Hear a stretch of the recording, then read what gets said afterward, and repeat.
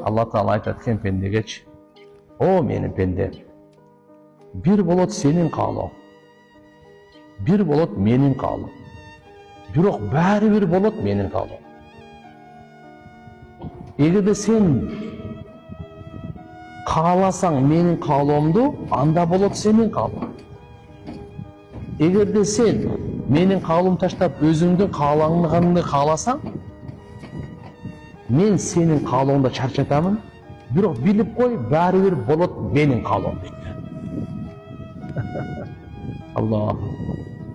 Алланын каалоосу пенде суроо бере турган нерсе. "Я Алла, менен эмнени каалайсың" депчи.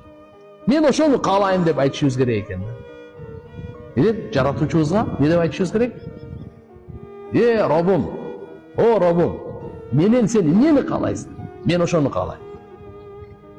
Сенин каалооңо менин каалоом курбан.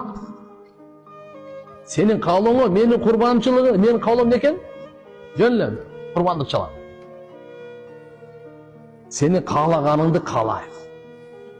Сенин каалаганыңды издейм.